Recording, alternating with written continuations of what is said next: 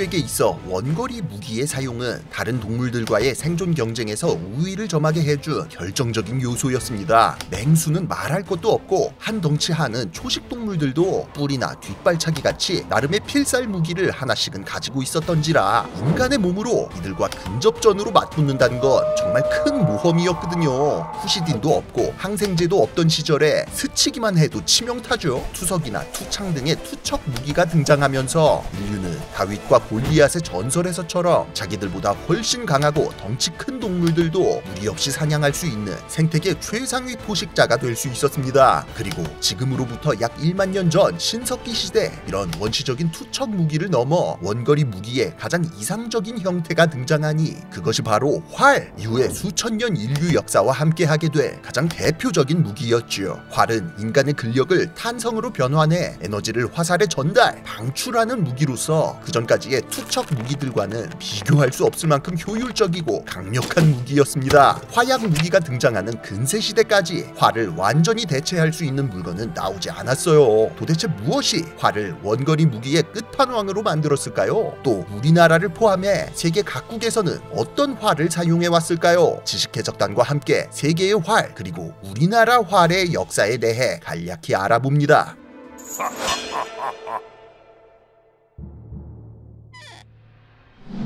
활은 여러 측면에서 장점이 많은 무기였습니다. 물론 목표물을 관통한다는 개념이라서 냉병기로 직접 내려치는 것보다는 살상력이 떨어졌지만 항생제 같은 거 없던 전근대 시대에는 출혈이나 감염 같은 보트딜도 무시 못했기 때문에 상대를 꼭 즉사시키지 못하더라도 전투에서 리타이어 시키는 데는 충분하고도 남았지요. 사거리도 꽤 길어서 활의 재료나 형태에 따라서는 300m를 넘길 정도였는데요. 이게 또 숙련된 궁수의 경우 분당 10발씩 쏴 제낄 수가 있었습니다. 또 전장에서는 심지어 이걸 한 명이 쏘는 게 아니라 수십 수백 명이 한꺼번에 쏘다 보니 그 위력이 훨씬 더 배가 됐고요. 때문에 예로부터 많은 국가들이 필사적으로 궁수들을 양성, 궁병을 운용했지요. 그러나 활이라는 물건에는 크나큰 단점이 몇 가지 있었습니다. 일단은 무엇보다도 숙달되기가 더럽게 힘들다는 거. 전투용 활은 그 장력이 매우 높아서 활 시위를 당기는 것만 해도 중노동이었던 데다 후대의 총 같은 물건이랑은 달리 기본적으로 예측샷을 깔고 들어가야 되는 곡사 무기였기 때문에 활 좀 쏜다 소리 들으려면 진짜 과장 안 하고 걸음마 뗄 때쯤부터 활 쏘고 다녀야 됐습니다. 심지어 실전에서는 풍향이나 사거리, 상대방의 움직임 등 변수가 훨씬 많았기 때문에 풍부한 실전 경험이 있어야만 1인분을 할 수 있었고요. 이처럼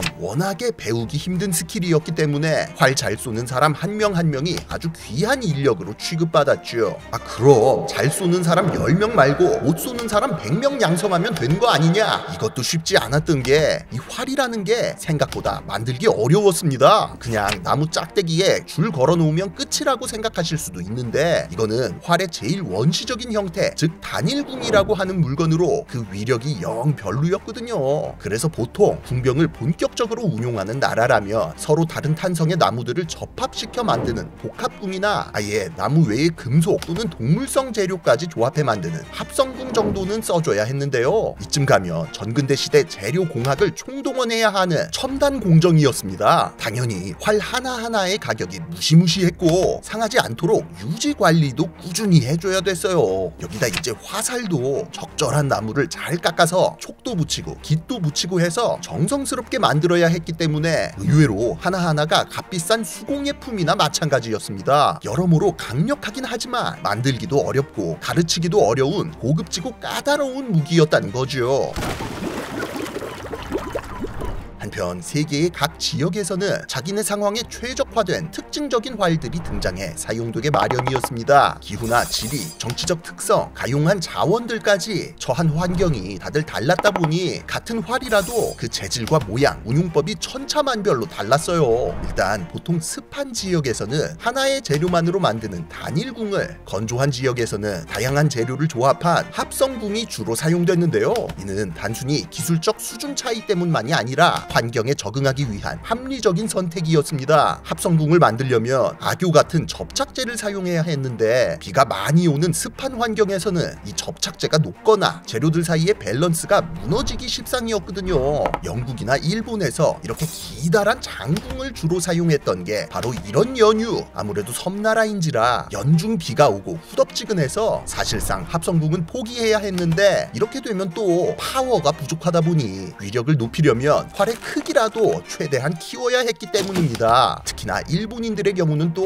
대체적으로 신장들이 작았던 터라 이걸 무작정 크게 만들다 보면 땅에 닿아버리는 경우도 있었는데요. 줌통을 아랫부분에 달아서 윗부분이 훨씬 큰 비대칭 형태로 만들며 이 문제를 해결했습니다. 이 덕분에 자세 잡는 건 좀 까다로워졌지만 장궁치고는 비교적 반동이 적고 말 위에서도 쏘기 편하다는 장점이 있어서 사무라이들이 애용했다고 하죠. 반면 건조한 내륙 지역에서는 재료 선택이 비교적 자유로운 편이라 복합궁이나 합성궁이 주로 사용됐는데요. 이런 활들은 장력이 강한 재료를 사용할 수 있었던 덕분에 크기를 무리하게 키울 필요가 없었고 대신 활 시위를 저 뒤쪽 끝까지 당기는 단궁 형태로 만들어지는 경우가 많았습니다. 특히나 이 합성궁 제작에 도가 텄던 사람들이 바로 북방의 유목민들. 이쪽은 심지어 가축을 일상적으로 기르던 덕에 뿔이나 뼈, 힘줄 같은 동물성 재료를 풍부하게 사용했다는 게 특징이었습니다. 그래서 예로부터 나무에 뼈를 붙여 만드는 골궁이나 뿔을 붙여 만드는 각궁으로 유명했고 무엇보다 그 작은 크기 덕분에 말을 타면서 쏘는데 최적화되어 있다는 특징이 있었죠.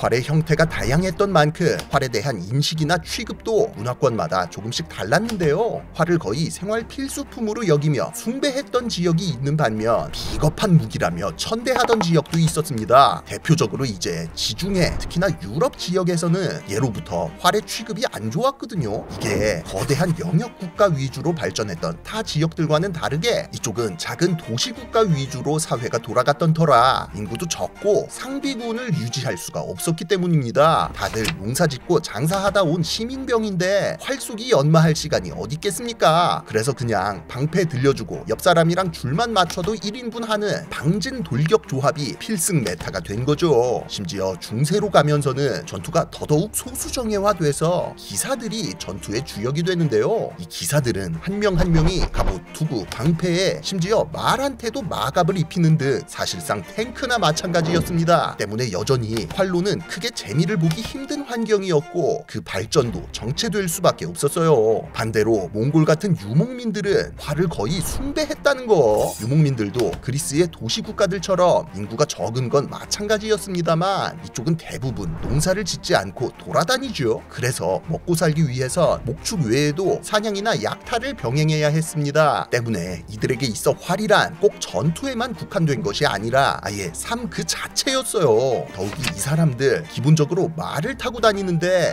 이게 또 활이랑 궁합이 너무 좋았습니다. 일단 말에 타고 있는 것만으로도 고지대를 확보한 효과를 낼 수 있었고 말의 기동력을 바탕으로 무빙샷까지 치면 상대방 보병 부대는 할 수 있는 게 아무것도 없었거든요.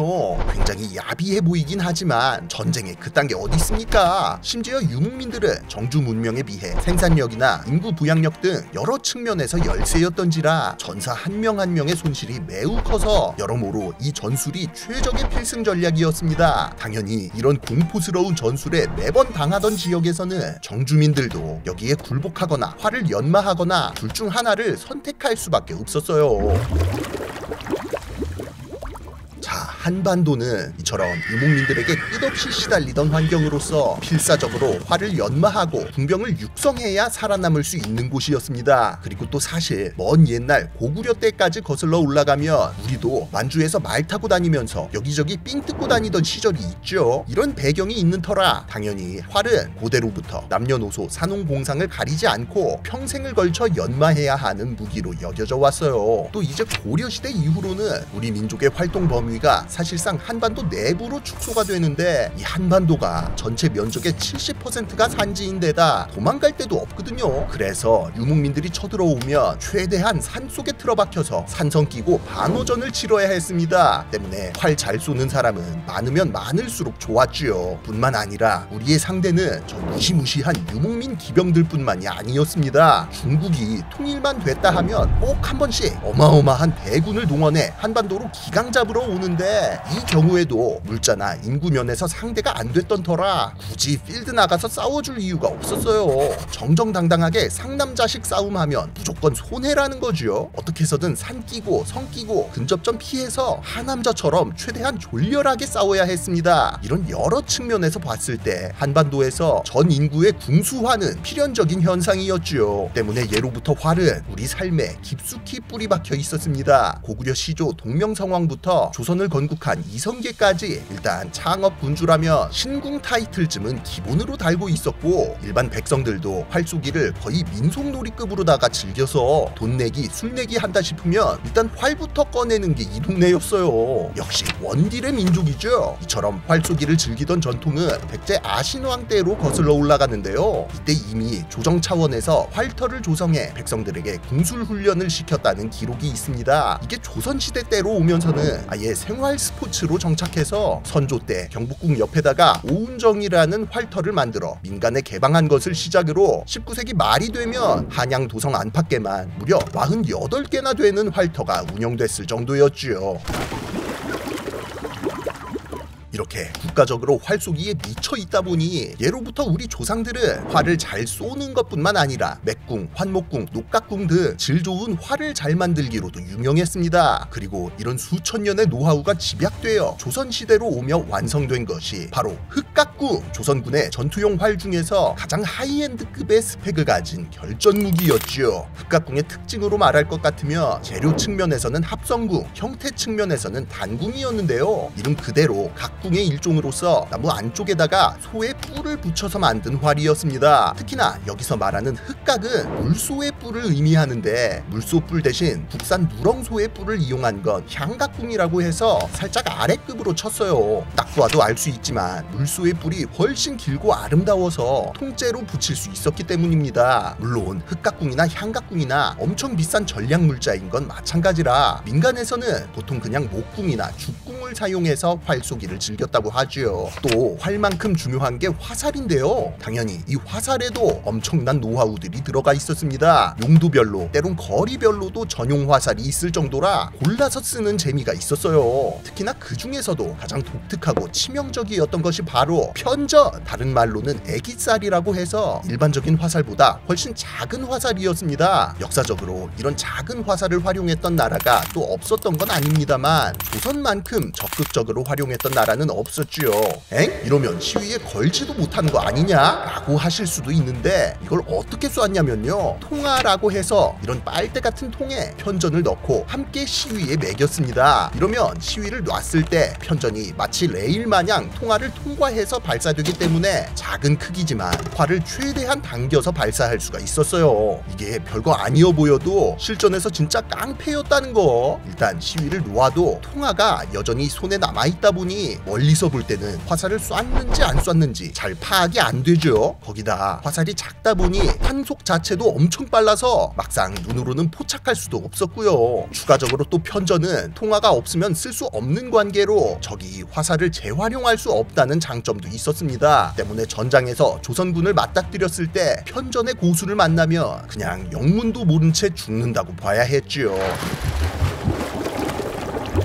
하지만 조선의 주력 무기였던 흑각궁이 장점만 있었던 건 아닙니다. 일단 주재료인 흑각이 물소뿔이라고 했잖아요. 근데 조선에 물소가 안 산다는 게 함정이죠. 그래서 이걸 저기 외국 남쪽 지방에서 전량 수입해야 됐다는 거. 이게 완전히 동남아까지 가서 직수입한 건 아니고 중국 남부 지방이나 류큐, 즉 오늘날의 오키나와 등지에서 들여왔는데요. 당연히 언제 우리랑 맞짱 뜰지 모르는 이웃 나라들이었던지라 값도 비싸게 쳐줘야 됐고 외교적으로도 엄청 눈치 보이는 일이었어요. 그래서 물소를 한번 직접 길러보자 해서 나름 조선에서도 시도는 해봤었는데 기후나 농법 등의 차이로 그렇게 큰 성과를 보진 못해서 결국 포기, 나라 망하는 날까지 아슬아슬하게 줄타기 해가며 수입해다 쓸 수밖에 없었지요. 만든 다음에도 문제였습니다. 합성궁인지라 습도에도 민감하고 관리하기도 빡셌거든요. 일단 흑각을 붙이기 위해 주로 물고기 불에를 끓여 만든 어교를 접착제로 사용했는데 이게 쉽게 말하면 물풀이라 물에 닿으면 녹아버린다는 거. 이 때문에 흑각궁은 사시사철 온돌방 같은 데다 보관해야 하는 귀한 몸이었던 건 물론 여름에는 사실상 봉인해야 하는 기간 한정 아이템이었습니다. 이성계가 위화도 회군할 때 사불가론이라고 해서 여름이라 못 싸운다는 명분을 내세웠었죠. 이게 진짜 핑계가 아니고 여름철에 중기인 각궁을 사용할 수 없었기 때문이에요. 이처럼 흑각궁은 그 강력한 위력으로 조선시대 수백 년간 위용을 떨쳐왔습니다만 원료 수급의 어려움에 더해 여름철에 쓸 수 없다는 치명적인 단점을 극복하지 못하고 결국 임진왜란 이후 새롭게 전래된 무기인 조총에게 그 자리를 천천히 넘겨줄 수밖에 없었습니다. 조총은 활에 비해 장전하는 과정이 복잡하고 화약이 필요하다는 단점이 있었지만 별다른 훈련 없이 누구나 딸깍 한 번이면 쏠 수 있었던 데다 그 화약조차도 어쨌든 국내에서 자체 생산이 가능했기 때문에 물소뿔에 비하면 구하기 쉬웠거든요. 무엇보다 결정적으로 이 당시 조총의 최대 단점이 비 올 때 무력화된다는 거였는데요. 막상 합성궁이었던 각궁도 비 올 때 못 쓰는 건 마찬가지죠. 여러모로 조총이 상위 호환이었습니다. 결국 1894년 가부개혁에서 무과 시험이 폐지되며 활은 조선군의 제식 무기에서 완전히 밀려나게 됐지요. 설상가상으로 1910년 일제시대가 시작되면서 조선인들의 대규모 소요 사태를 우려한 일제가 이른바 활쏘기 금지령을 시행. 여기에 또 일제시대가 끝나자마자 이번에는 6.25 전쟁이 터지는 바람에 많은 습사 기법이나 제작 기술 등이 실전되어 버렸습니다. 조선시대 말까지 사용된 수많은 활 종류 가운데 지금은 습사용 각궁만이 유일하게 살아남아서 오늘날 우리나라 전통 활쏘기의 명맥을 이어가고 있지요.